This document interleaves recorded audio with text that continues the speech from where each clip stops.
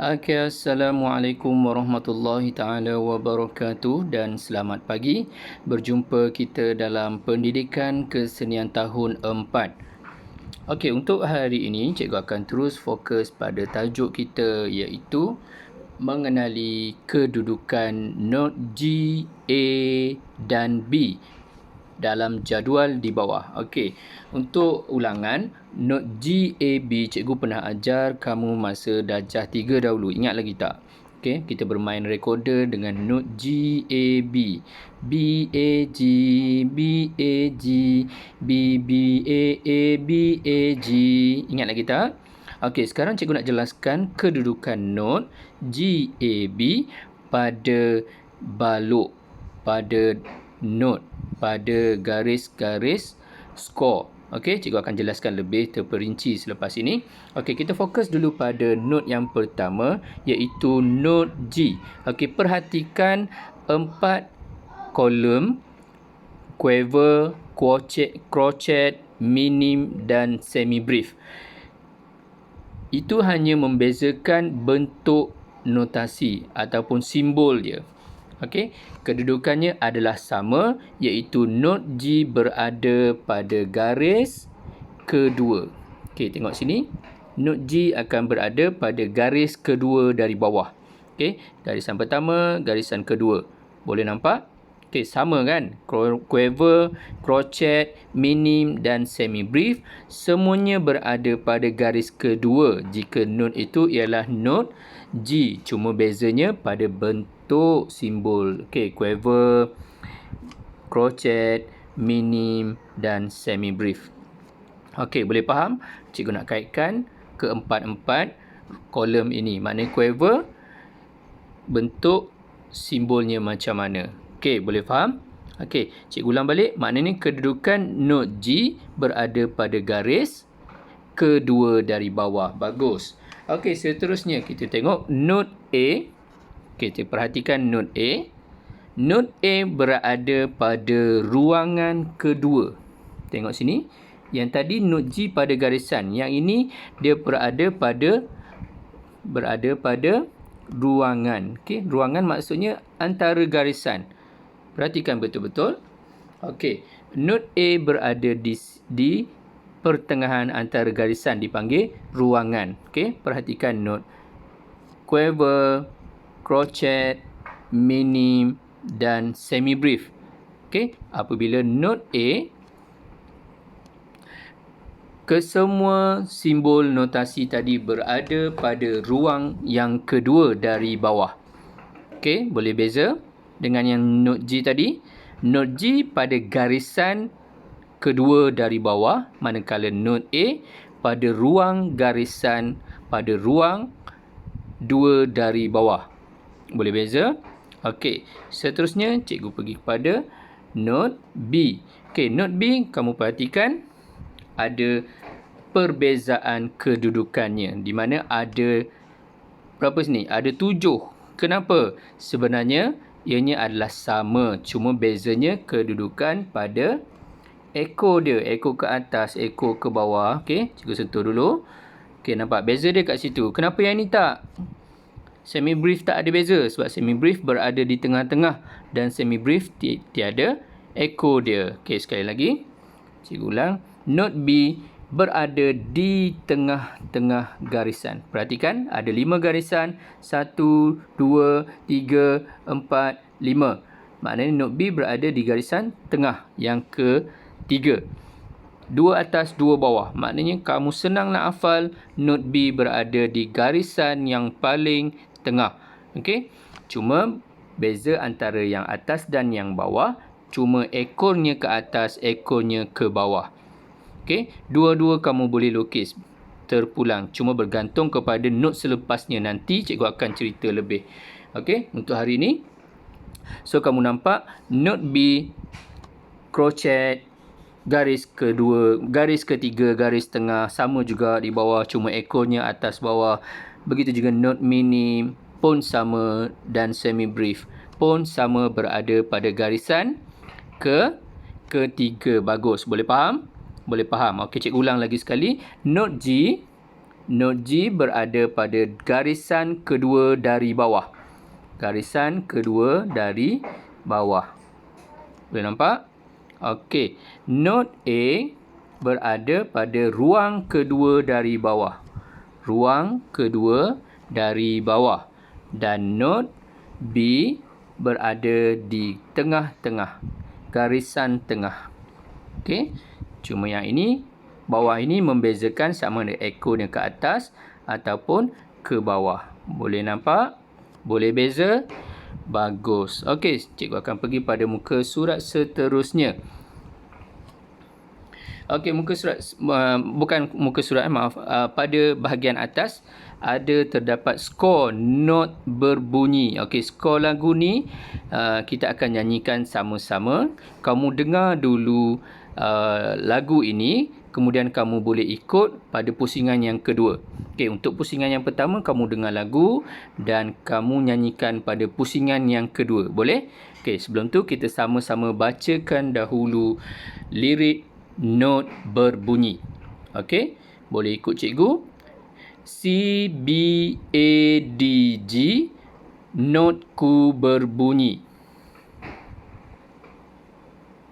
Ayuh sebut nama notasi. C, B, A, D, G, tepuk sekali. Sama-sama kita bernyanyi. C, D, B, C, A, beraneka notnya. G, A, G, A, G, G, berbunyi lagi. C, D, B, C, A, marilah belajar. Alunan melodi notku berbunyi. Okey, semua boleh baca kan? Okey, semua boleh ikut. Kalau tak boleh baca pun, boleh ikut apa yang cikgu sebut tadi. Okey, sekarang kita dengar dahulu lagu untuk pusingan yang pertama. Kemudian pusingan yang kedua, kamu boleh nyanyi sama-sama. Okey? Audio 1. Vokal not berbunyi.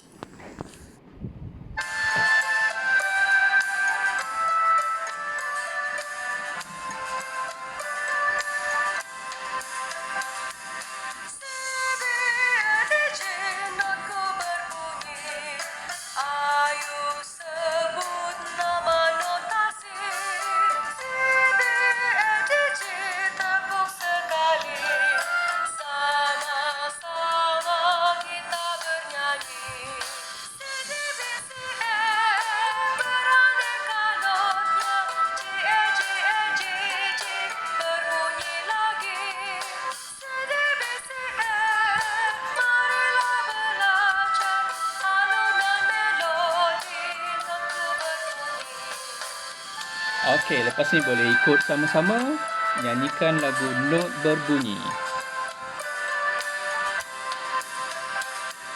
C, B, A, D, G, notku berbunyi. Ayo sebut nama notasi. C, B, A, D, G, tepuk sekali. Sama-sama kita bernyanyi.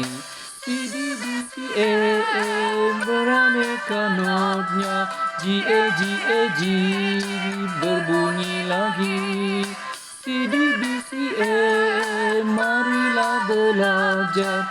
Alunan melodi notku berbunyi. Okey, boleh nyanyi tak?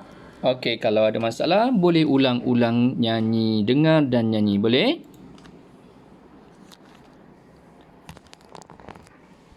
Okey, cikgu ke muka surat seterusnya. Okey, kita perhatikan dalam gambar ini. Okey. Yang pertama, lihat kedudukan simbol muzik pada balok. Okey, apa itu balok?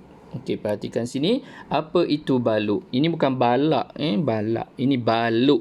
Okey, ejaan dia BALUK, baluk. Maknanya 5 garisan ni. 1, 2, 3, 4, 5.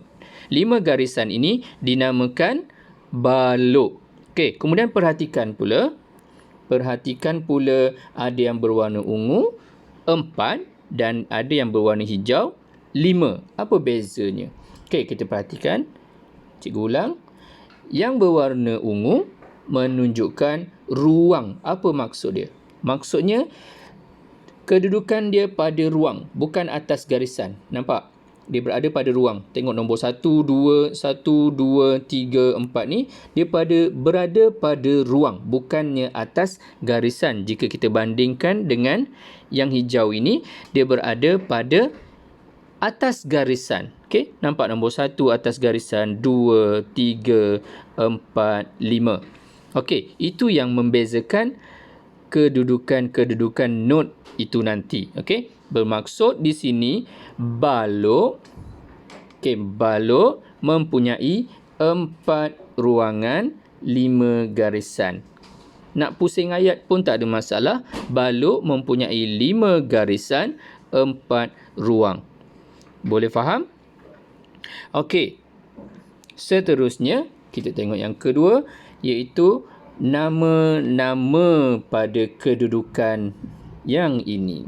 Okey, apa yang dimaksudkan? Yang pertama, bentuk bulat-bulat macam ni, macam siput ke apa ni, ini nama dia clef treble. Bagus. Nama dia kat sini, nama dia clef treble.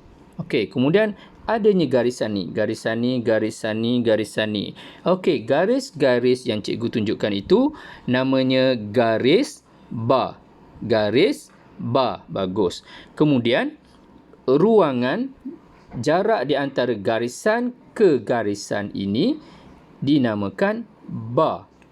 Jarak di antara garisan ini ke garisan ini dinamakan bar. Okey, boleh beza? Ini jarak bar, garis-garis ini garis bar. Okey, boleh beza? Boleh. Cikgu ulang sekali lagi.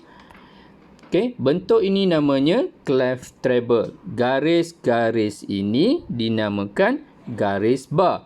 Ruang antara garis-garis ini dinamakan bar.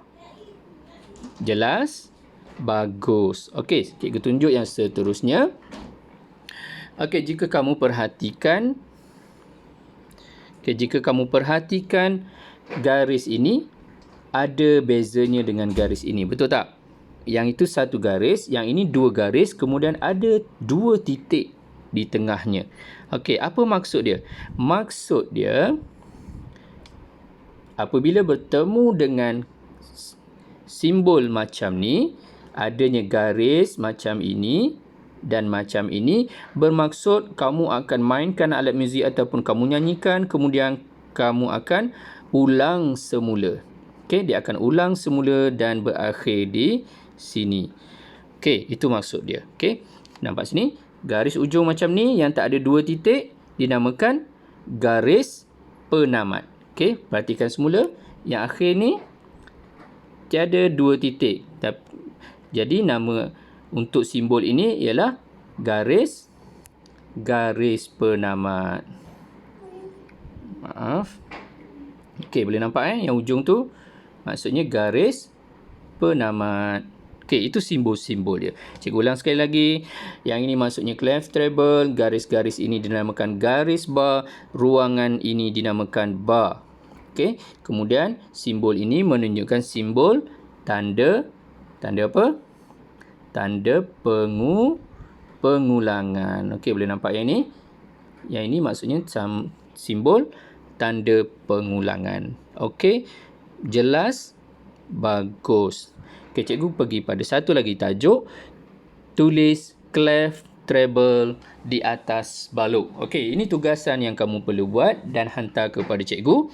Cikgu minta kamu, jika ada buku muzik, cikgu rasa kamu perlu buat lain. Sebab buku muzik tu garisan dia cukup halus, tak sesuai untuk peringkat permulaan seperti kamu. Jadi kamu gunakan buku tulis garis biasa. Kamu jadikan ianya 5 garisan. Okey, jadikan 5 garisan. Macam ini. Kemudian kamu ikut teknik yang diajar macam mana nak membentuk. Bermula dengan garis kedua.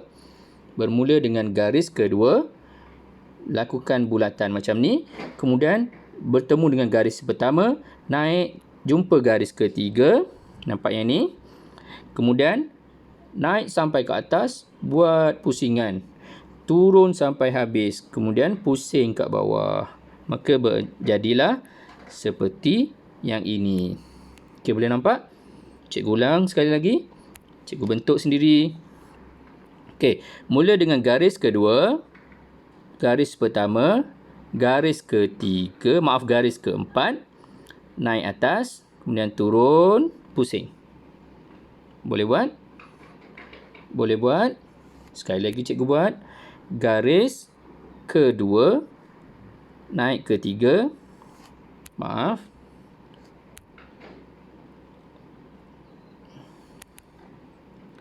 Okey, cikgu buat semula. Garis kedua, garis ketiga, garis keempat, turun bawah. Okey, begitulah cara membentuk simbol clef treble. Okey, sila buat latihan ini dan hantar kepada cikgu melalui WhatsApp. Cikgu akan semak dan cikgu akan beri komen untuk membina.